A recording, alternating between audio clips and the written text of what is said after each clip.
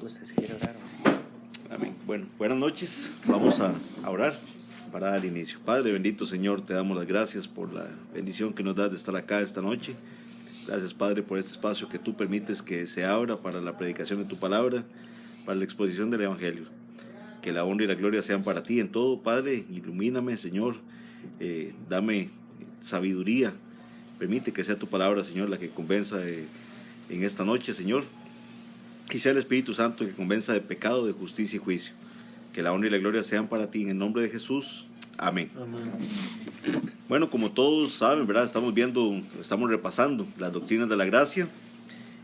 Lo estamos haciendo con base en un libro que se llama Sí Jesús, ¿verdad? Eso es para que tengamos nada más presente eso, de Roger Smalling. Yo no sé si ustedes todos saben, pero ese libro está en internet, está disponible en PDF, lo pueden bajar.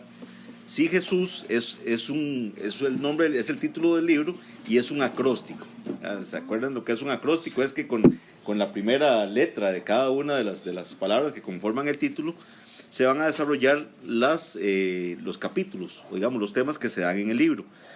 Para la S, ¿verdad? El de Sí Jesús, tenemos la soberanía absoluta divina, que es el tema que ya desarrolló el pastor Ronnie. Hoy nos toca la I del sí, ¿verdad? Que es la incapacidad total humana. Hoy comenzamos este tema, no lo vamos a poder terminar. Yo creo que se está cumpliendo el presagio del pastor Ronnie, ¿verdad? Que veíamos creímos que era una serie corta esta de estudios, pero que se va a alargar bastante. Y hoy vamos a estar viendo la incapacidad total humana. Después van a venir la J de justificación por la fe, E de la elección por gracia, S sacrificio eficaz, la U de unidad espiritual y universal de los creyentes, y finalmente la S de seguridad de los escogidos. Como les dije, ya el pastor Ronnie desarrolló la S hoy vamos a comenzar la I de incapacidad total humana. Smalling, que es el autor del libro, ya sin rodeo alguno, ¿verdad? Entra de una vez a la raíz del problema, a lo que él va a denominar, ¿verdad? Un mito, que es el problema principal, y es el de la neutralidad moral del libre albedrío. Eso es lo que él denomina como, ¿verdad?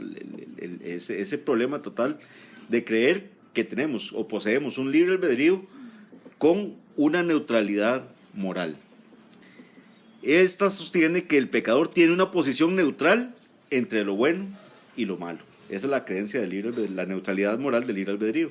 Que yo tengo acá lo malo, acá lo bueno, y soy neutral moralmente para escoger entre uno u otro. Esa es una posición que sostienen algunas personas. Y que soy capaz de escoger entre alguno de ellos. Por lo tanto, el hombre va a ser capaz de arrepentirse y de venir a Dios en cualquier momento. Esa es la creencia del libre albedrío con esta neutralidad moral.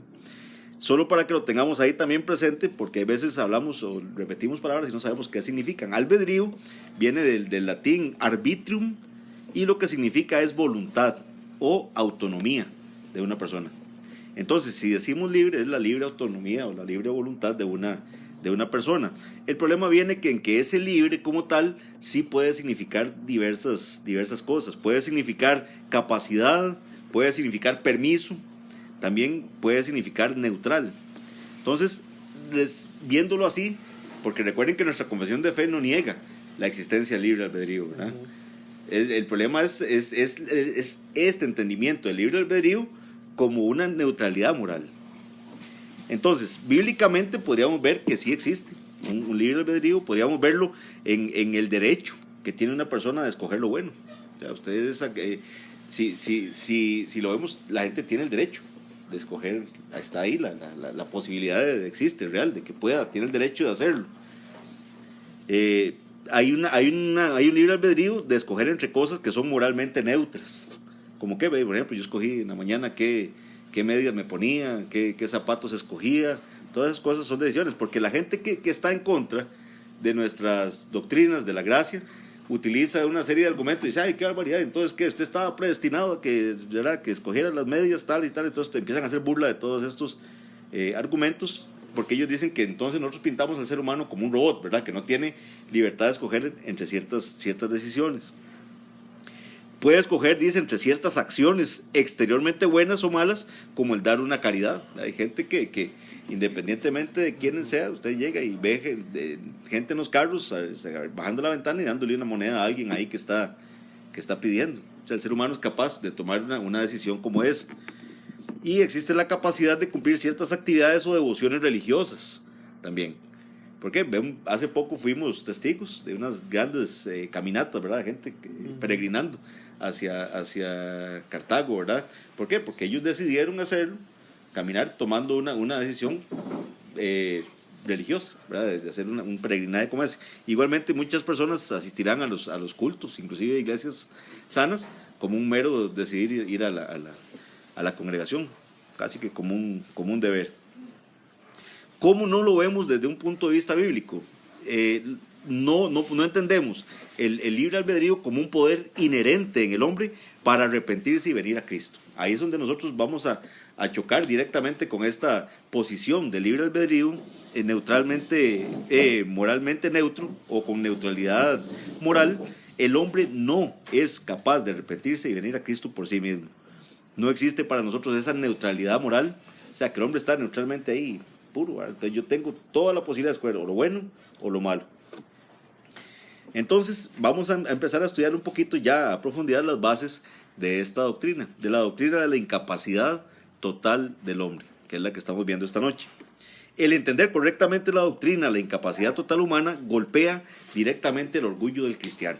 O sea, si nosotros logramos entender bien, si asimilamos bien esta incapacidad total, nuestro orgullo va a ser golpeado.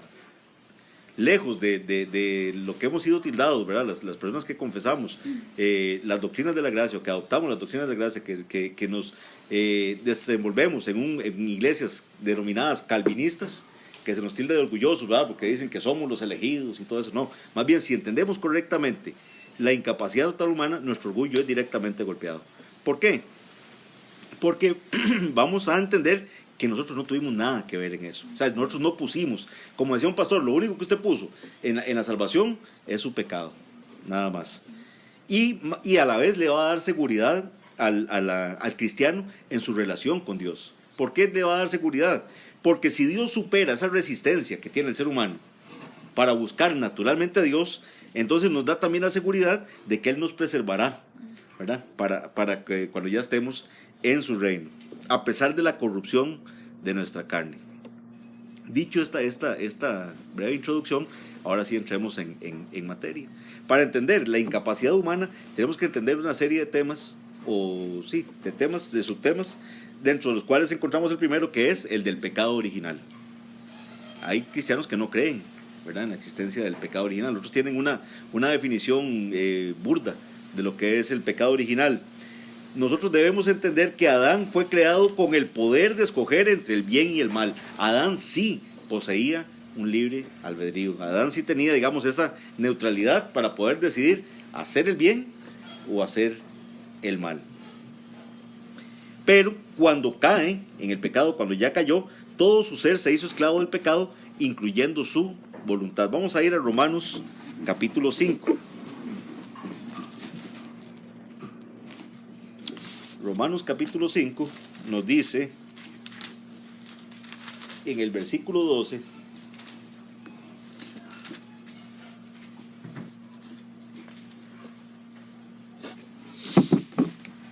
ahí vamos a ver los efectos de la caída de Adán, ¿verdad? ¿Qué pasó después de esa caída?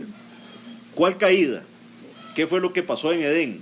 Recuerden que nosotros como creyentes, ¿verdad?, que creemos que la palabra de Dios es verdad, que es la palabra de Dios, creemos la literalidad de lo que se nos dice en el Génesis, ¿verdad?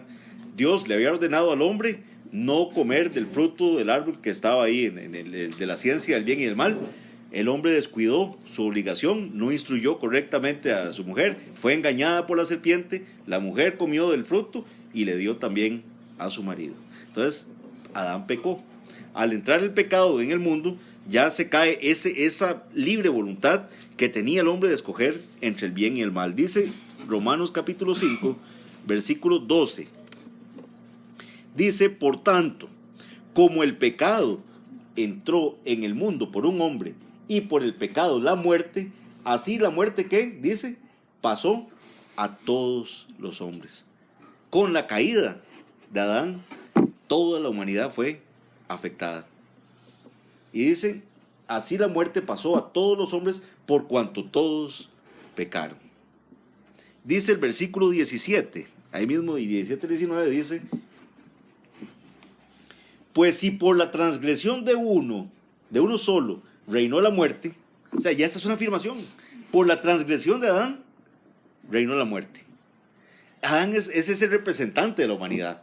Al caer él en la transgresión, la muerte pasó a toda la humanidad. Pues si por la transgresión de un solo reinó la muerte, mucho más reinarán en vida por uno solo. ¿Por quién? Por Jesucristo, los que reciben la abundancia de la gracia y el don de la justicia. Así que, como por la transgresión de uno vino la condenación a todos los hombres, de la misma manera, por la justicia de uno, vino a todos los hombres la justificación de vida. Aquí hay una explicación clarísima.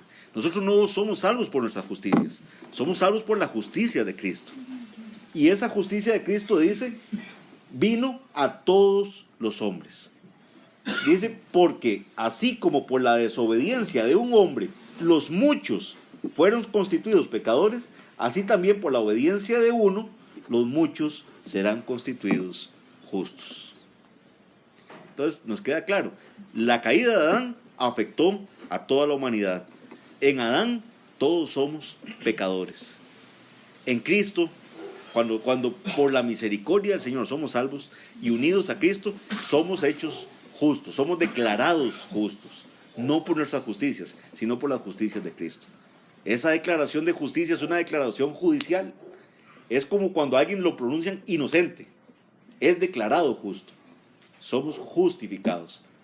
Por eso es que Lutero se debatía, porque él no entendía esa justificación, él la entendía como que teníamos que hacer algo para ser justos. Porque en el Evangelio la justicia de Dios se revela por fe y para fe, mas el justo, dice, por la fe vivirá. Pero ese justo es justificado por la justicia de Cristo. Pero ahora estamos viendo a Adán. Por el pecado de Adán, todos somos muertos. Eso es lo que vamos a denominar nosotros el pecado original. El ser humano ya nace pecador. Somos pecadores por nuestra naturaleza. La culpa del pecado de Adán se atribuye a toda su descendencia. Eso es fundamental que lo entendamos así. Me tomé la libertad para darle un poquito más de explicación a lo que el libro viene incluyendo, de incluir unos párrafos de nuestra confesión de fe, para ver qué entendemos nosotros sobre estos temas. En la confesión de fe, específicamente en el capítulo 6, párrafos 2 y 3, dice lo siguiente: por este pecado, nuestros primeros padres cayeron de su justicia y rectitud original y de su comunión con Dios, y nosotros en ellos. Eso es muy importante. Ellos cayeron, pero al caer ellos, cayó la humanidad completa. La gente, ¿verdad?, empieza a decir, pero qué injusticia, ¿por qué a mí me van a atribuir lo que hizo Adán? ¿Usted cree que usted, como es usted hoy en día, podría tomar una mejor decisión que la que tomó Adán en aquel momento, la que tomaba en el estado que tenían de pureza en ese momento? Si fallaron ellos, ¿qué no haría yo? Decía Sugel, claro, no sé qué tan buena, pero es que Sugel utiliza unos ejemplos bien curiosos. Entonces él decía que había un partido de básquetbol, ¿verdad?, que estaba 94-94, ¿verdad? Y hicieron ahí un foul en el último momento y llega alguien y tira ¿verdad?, los dos tiros finales, ¿verdad?, en el básquetbol. Falla el primer tiro. Y no, mentira, era 94-93, ¿verdad? Entonces falla el primer tiro y tiene la oportunidad de hacer el siguiente, que vale un punto, ¿verdad?, por lo menos para empatar, y falló el siguiente tiro. Entonces él decía, ¿quién perdió ese partido? ¿Esa persona que falló el tiro o perdió todo su equipo también junto con él? Entonces era como para explicar que esa acción de Adán no solo afectó a Adán, afectó a toda la humanidad. Él era el representante de toda la humanidad en ese momento. El pecado pasó a todos, afectó a todos. Entonces aquí la confesión nos está diciendo, nosotros con ellos, por lo que la muerte sobrevino a todos. viniendo a estar todos los hombres muertos en pecado y totalmente corrompidos en todas las facultades y partes del alma y del cuerpo. Siendo ellos la raíz de la raza humana y estando por designio de Dios en lugar de toda la humanidad, es que es el plan de Dios. Dios los puso como los representantes de toda la humanidad. La culpa del pecado fue imputada y la naturaleza corrompida transmitida a toda la posteridad que descendió de ellos mediante generación ordinaria, siendo ahora concebidos en pecado y por naturaleza hijos de ira. Así nos lo dice la palabra del Señor, que por naturaleza somos hijos de ira, siervos del pecado, sujetos a la muerte y a todas las demás desgracias espirituales, temporales y eternas, a no ser que el Señor Jesús los libere. Porque es una acción del Señor la que nos va a liberar de ese estatus de hijos de ira en el que estábamos. Dice Tito 1:15, leo para ustedes. Tito 1:15.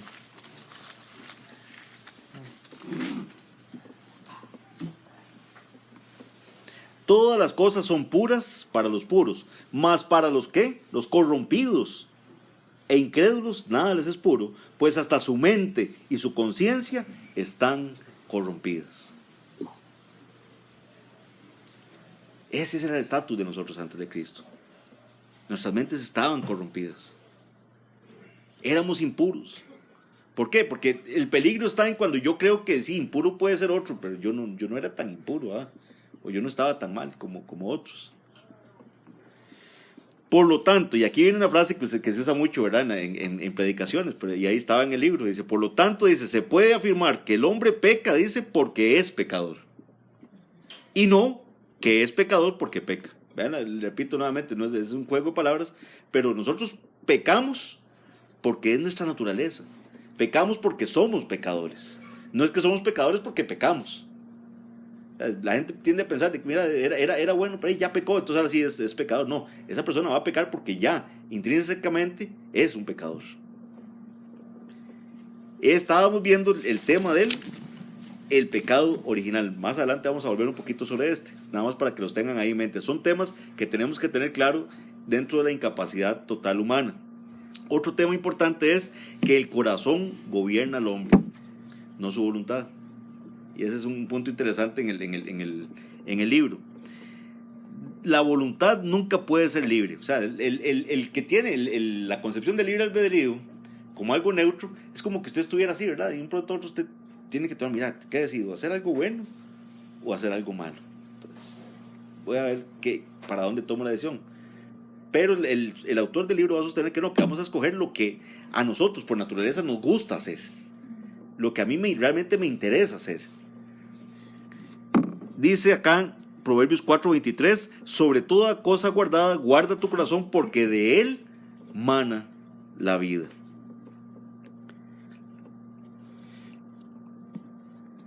Cristo mismo subrayó este principio al decirle a los fariseos en Mateo 12:34, ¿cómo podéis hablar lo bueno siendo malos? Porque de la abundancia del corazón habla la boca. O sea, lo que ustedes tienen adentro es de lo que ustedes están hablando. Dice, me encontré una cita bien buena para también fortalecer este tema en Jeremías 17:9. Dice así la palabra del Señor en Jeremías 17:9. Engañoso es el corazón más que todas las cosas y perverso. ¿Quién lo conocerá? Vean qué contrario es esto al mensaje del mundo, ¿verdad? ¿Qué es lo que ustedes constantemente les llegan ahí, estas frasecitas, ¿verdad? Que todo el mundo manda y todo. Siga su corazón, ¿verdad? Hágale caso a su corazón.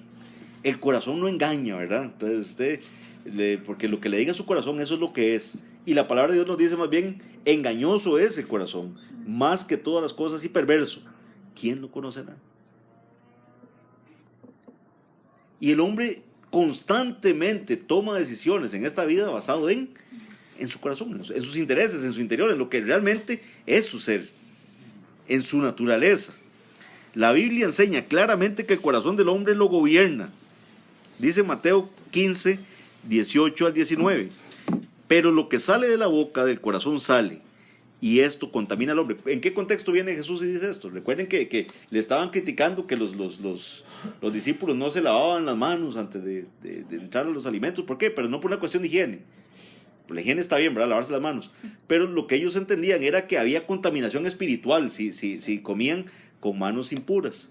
Entonces Jesús les aclara esto y les dice, pero lo que sale de la boca, del corazón sale, y esto es lo que contamina al hombre, porque del corazón salen, dice, los malos pensamientos, los homicidios, los adulterios, las fornicaciones, los hurtos, los falsos testimonios, las blasfemias. Todo eso sale del corazón del hombre. Que por cierto, ¿verdad? Que contrario a lo que enseñan muchas organizaciones, ¿verdad? Que tratan de exteriorizar al hombre todas estas cosas. Resulta que fulanito tal no es que adulteró, es que un espíritu de adulterio lo impulsó a hacer aquello.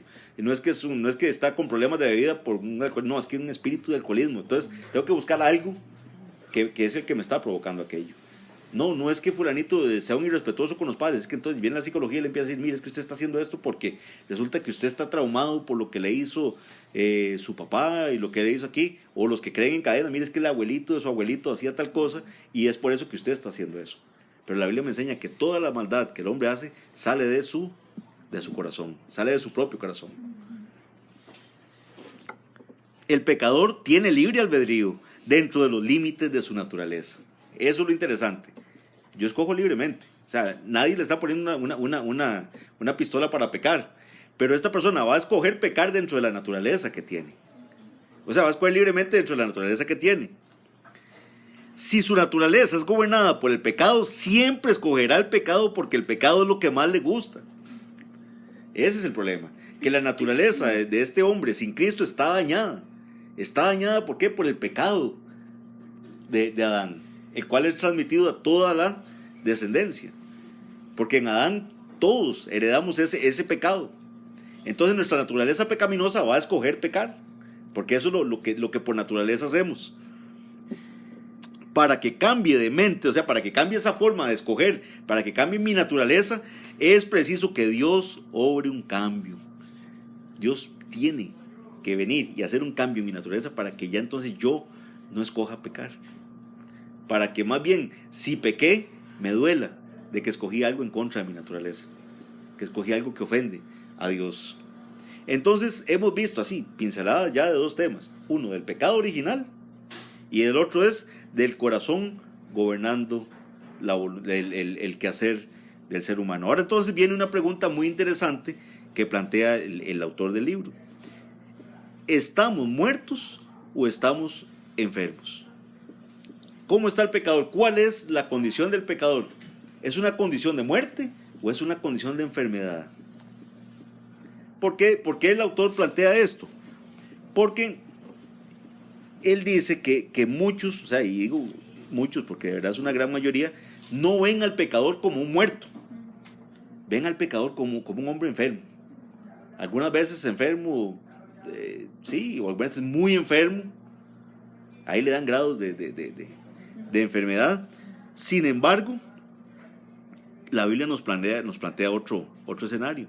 Y es un escenario muy, muy claro. Y está en Efesios capítulo 2, versículos 1 al 3.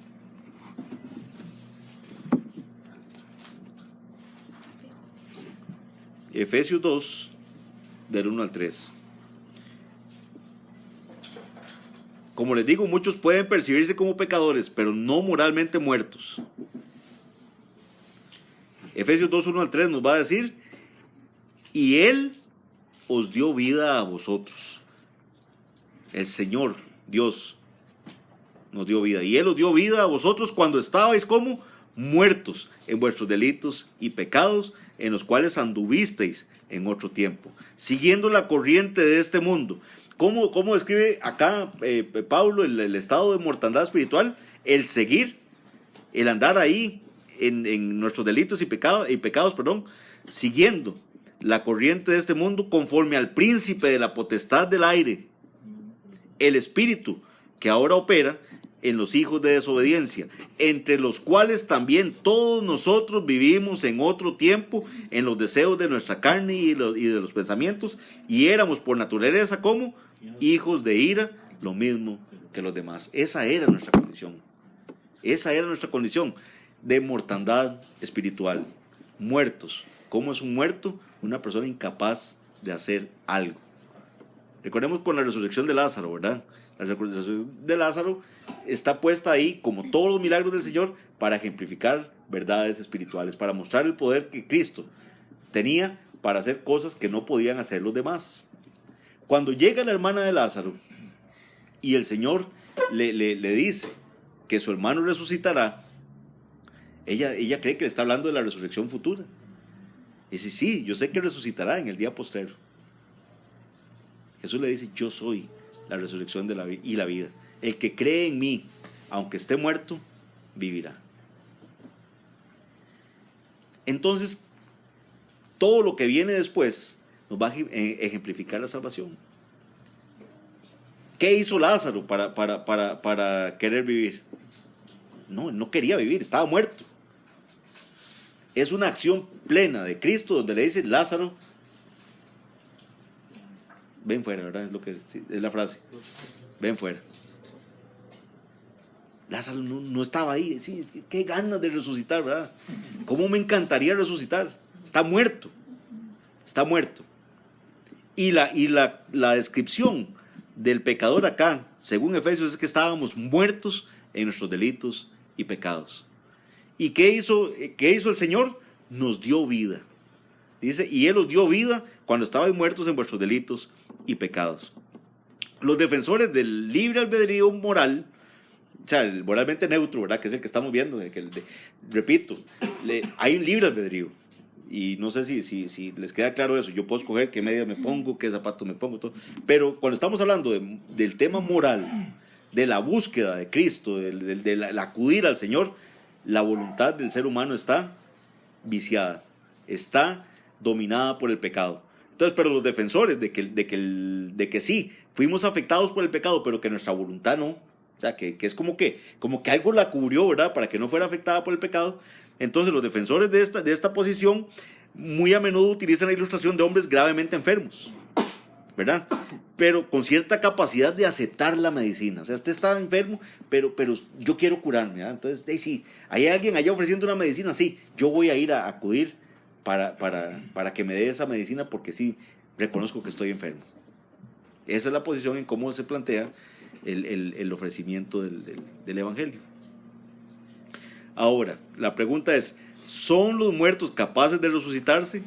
La muerte implica la incapacidad total, pero el orgullo humano no tolera la noticia de esta incapacidad. O sea, el orgullo humano quiere dar alguna pequeñita, aunque sea, mire, que el 99%, y así lo ha predicado antes, el 99% de la salvación o pertenece al Señor, pero ese 1%, esa parte que depende del hombre.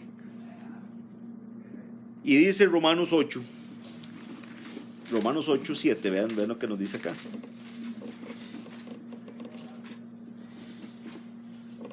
¿Cómo se describía nuestro estado de mortandad espiritual? Andábamos en la corriente de este mundo, ¿verdad? En pecados, en los deseos de la carne. Y dice aquí en Romanos 8:7, por cuanto los designios de la carne, o sea, en ese estado de mortandad, ¿verdad? Los designios de la carne son enemistad contra Dios, porque no se sujetan a la ley de Dios, pero ¿qué dice acá? Ni tampoco pueden. Hay una cuestión de imposibilidad. No pueden sujetarse a Dios. Y los que viven según la carne no pueden agradar a Dios. Otro texto que nos deja claro cuál es el estado del hombre sin Cristo es Romanos 3, del 9 al 12. Romanos 3, del 9 al 12. Este es un texto que es lapidario, ¿verdad? Contra los que sostienen esa posibilidad de búsqueda por deseo propio del ser humano. Dice Romanos 3, 9 al 12, ¿qué pues? ¿Somos nosotros mejores que ellos? En ninguna manera. Pues ya hemos acusado a judíos y a gentiles que todos están bajo pecado. Aquí no hay nadie que pueda decir que no está dentro de esta condición. Como está escrito. Y tendemos a leer muy rápido estas frases, ¿verdad? Pero si ustedes ven, hay una coma ahí, dice, no hay justo. La primera afirmación es, no hay justo. No hay justo. Y después dice, remata diciendo, ni aún uno. No hay justo, ni aún uno. No hay quien entienda. No hay quien busque a Dios. Todos se desviaron, a una se hicieron inútiles. No hay quien haga lo bueno, no hay ni siquiera uno.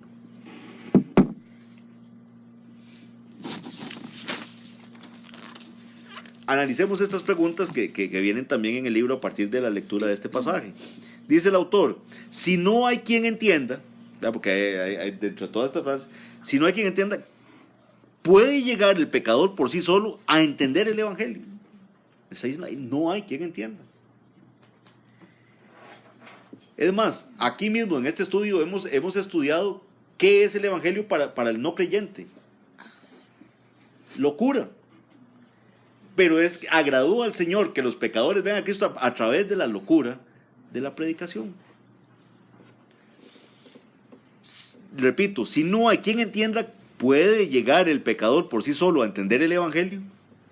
Si nadie busca a Dios, porque también nos lo dice, ¿tiene el pecador poder para hallarlo? Nadie busca a Dios, no les interesa a Dios. Vea que, es más, vea, en esta era donde todo el mundo se manda mensajitos y todo, mande usted mensajitos de quien sea, de Mahoma, de Buda, de todo el mundo. Ay, mira qué interesante, qué bonito. Mande usted algo que diga Cristo, diga algo, la gente va a repeler aquello, va a detestar aquello, no quieren, no hay una búsqueda de Dios. Si no hay quien haga lo bueno, ¿por qué suponer que un pecador es capaz de entregarse a Cristo? Dice que no hay quien haga lo bueno. ¿Por qué? Dice, no es eso lo bueno, buscar a Cristo y entregarse. Vamos a leer unos pasajes que ya hemos visto también en este estudio. Juan capítulo 5, que nos van a reafirmar más este punto. Juan capítulo 5,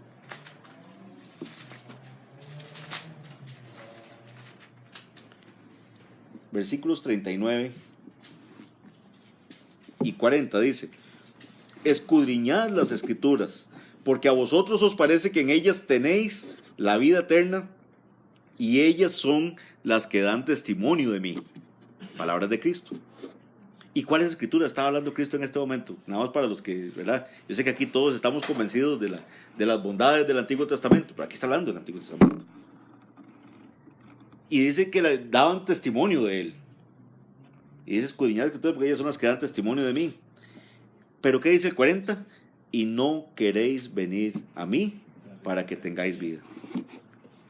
No hay un deseo de venir a Cristo. Juan 6:44, ¿qué nos dice? Ninguno puede, y aquí hay una cuestión de capacidad, ninguno puede venir a mí si el Padre que me envió no le trajere, y yo le resucitaré en el día postrero. No pueden. No solo el pecador no solo no quiere, es que no puede venir a Cristo. No está en su naturaleza hacerlo. Juan 6:63, ¿qué nos dice? El Espíritu es el que, dice el Espíritu, es el que da vida. Vean qué interesante eso. Nos decía Pablo en Efesios que nuestra condición era que estábamos muertos en nuestros delitos y pecados, y que el Señor es el que nos dio vida. Y aquí Cristo nos viene diciendo que el Espíritu es el que da vida. Hay una contradicción, no señores, recordemos que estamos hablando de el Dios Trino. El mismo Jesús dijo, yo soy la vida. Entonces tenemos en Efesios Dios dando la vida, Cristo diciendo yo soy la vida, y aquí Cristo afirmando que es el Espíritu el que da la vida. Dice el Espíritu en el 63 es el que da vida. La carne para nada aprovecha. Las palabras que yo os he hablado son espíritu y son vida. Pero hay algunos de vosotros que no creen. Vean lo que está diciendo el Señor. Ya él mismo está afirmando que Él está hablando, y Él dice, pero hay algunos de vosotros que no creen. Porque Jesús sabía desde el principio quiénes eran los que no creían y quién le había de entregar. Y dijo, por eso os he dicho que ninguno puede venir a mí si no le fuere dado del Padre. Es por pura gracia, Es por el puro don de Dios que una persona puede venir al Padre. Porque su naturaleza no le va a llevar a venir a Cristo. No le van a hacer espontáneamente decir, mira, sí, ya estoy cansado de pecar, voy a decidir ir a buscar al Señor. Y mucha gente hoy en día afirma que ellos tocaron suelo, pero que decidieron buscar de Cristo. No dándole la gloria al Señor de que, Señor, me rescataste cuando yo estaba hundido en mis delitos y pecados.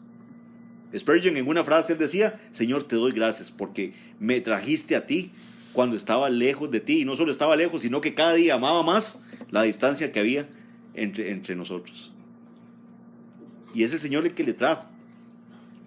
Están aquellos, ¿verdad? Y yo sé que el pastor también lo explicó y todo, pero esos trajeres de aquí es un traer de verdad. Se ha usado esa misma palabra para cuando sacaron a Pablo fuera de la ciudad, así a la fuerza, pero el Señor nos trajo. Nosotros estábamos amando el estar pecando. El versículo 18 de Romanos 3 que estábamos leyendo agrega lo siguiente: no hay temor de Dios delante de sus ojos, en esa descripción del pecador. Entonces, ¿de dónde proviene el deseo de entregarse a Él? No hay temor de Dios delante de los ojos del pecador. Tiene que haber un cambio de naturaleza. Sugel también, para citar las comparaciones y los ejemplos que da Sugel, ¿verdad? Él pone el ejemplo de una paloma y de un buitre, ¿verdad? Entonces él decía que si usted le pone ahí los maicitos en un lado y pone carroña de este lado así, y pone un buitre, ¿qué va a escoger el buitre? No va a ir a los maicitos, va a ir a la carroña. Y si pone la paloma, no va a ir a la carroña, va a ir a los maicitos, ¿verdad? ¿Qué dice? Van a escoger de conformidad con su naturaleza.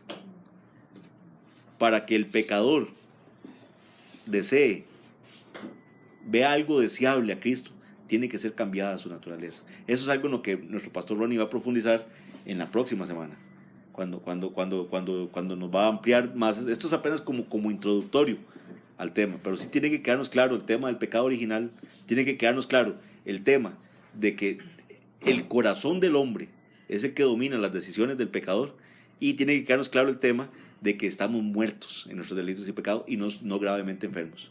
Estamos muertos. Al final ahí el pastor, entonces dice, cuando el cristiano se da cuenta de que su libre albedrío, ese ídolo del libre albedrío que defienden muchos, porque muchos, esa es la defensa ultranza. No, yo tengo que defender el libre albedrío porque es el hombre el que escoge. Entonces cuando entendemos que nuestro libre albedrío no es la base de la salvación, comprendemos entonces lo que significa la gracia. Ahí realmente entendemos lo que es la gracia. Yo me estaba revolcando en mis delitos y pecados, y el Señor por su gracia me sacó de ahí. Él me amó y me salvó. ¿Por qué? No lo sé. ¿Por qué me escogió a mí y no a los que hay veces están acá ahí haciendo? No sé. ¿Usted cree que fue por algo? Mira, es que seguro él vio que yo, ¿verdad?, tengo algo mejor ahí que no. Como cuando él le decía al pueblo de Israel, no te escogí por ser una nación grande, ni una nación insignificante. Y la amó. No hay nada en mí que haya provocado esa decisión del Señor. No es que Él vio en el futuro, ¿verdad? Como ven algunos, esa posibilidad de que, esa presciencia, como lo explican, de que Él vio que, mira, así, Randy me va a escoger a mí.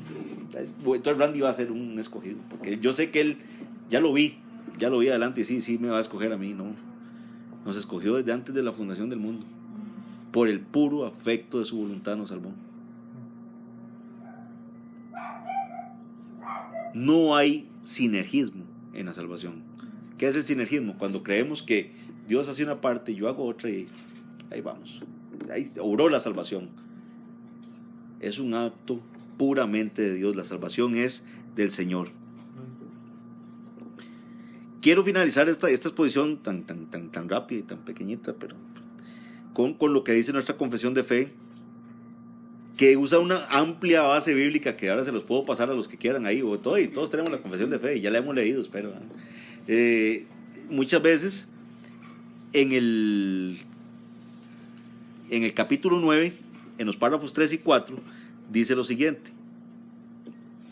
el hombre, por su caída en un estado de pecado, ha perdido completamente toda capacidad para querer cualquier bien espiritual que acompañe la salvación. El hombre no tiene ya esa capacidad, es lo que dice la confesión. Por consiguiente, como hombre natural que está enteramente opuesto a ese bien y muerto en el pecado, no puede por sus propias fuerzas convertirse a sí mismo o prepararse para ello. Cuando Dios convierte a un pecador y lo traslada al estado de gracia, lo libra de su esclavitud natural bajo el pecado. Vean qué interesante esto. Y pongamos bastante atención a este orden, porque el hermano va a hablarnos más al respecto. Dice, repito, cuando Dios convierte a un pecador y lo traslada al estado de gracia, lo libra de su esclavitud natural bajo el pecado. Nuestra voluntad estaba esclavizada por el pecado. Viene Dios y nos liberta de esa esclavitud del pecado. Y por su sola gracia lo capacita para querer, ahora sí, y obrar libremente lo que es espiritualmente bueno. Ahí el hombre sí va a correr al Señor, porque ya fue liberado de esa esclavitud del pecado que le gobernaba. Y ahí es donde va a venir todo, ¿verdad? El orden correcto de cómo opera la salvación. ¿Qué es ese nuevo nacimiento? ¿Qué es esa regeneración?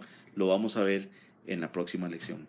Por lo pronto entendamos y quedemos claros esta noche, si amamos el estar aquí, oyendo la palabra del Señor, si amamos al dador de esta palabra, si amamos el congregarnos domingo a domingo con nuestros hermanos, si amamos formar parte de la iglesia del Señor, es por pura misericordia del Señor, es por pura gracia, porque nuestra naturaleza no nos llevaba a eso.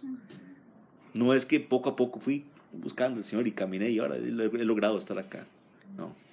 Nuestra naturaleza nos llevaba por otro lado totalmente distinto. Ese arrepentimiento, esa metanoia, ese cambiar totalmente de dirección, es una obra total del Espíritu Santo en nuestras vidas. Y demos gracias al Señor por eso. Y sintámonos gozosos de la gracia de la cual fuimos sujetos por el puro afecto de la voluntad de Dios. Amén. Vamos a orar. Padre bendito, Señor, gracias por tu misericordia. Padre, perdona la débil exposición de estas hermosas doctrinas, pero Padre, permite que la palabra que hemos leído nos convenza, Señor, de que es por el puro afecto de tu voluntad, Señor, que tú nos salvaste. Padre, que te demos a ti y solo a ti la gloria. Gracias, Señor, porque despertaste, nos levantaste de esta mortandad espiritual en la que estábamos, Señor. Y nos diste esta nueva voluntad de querer, Señor, hacer la voluntad tuya, Señor. Conformar nuestra voluntad a tu voluntad. Que la honra y la gloria sean para ti. Perdónanos, Señor, cuando hemos actuado en contra de tus preceptos. Gracias, Señor, porque nos dolemos también cuando lo hacemos. Porque eso solo puede venir de ti, Señor. Gracias te damos a ti la honra y la gloria. Permite, Señor, que todo lo que continúa sigamos dándote gracias a ti y honrando tu nombre. En el nombre de Jesús. Amén. Pastor.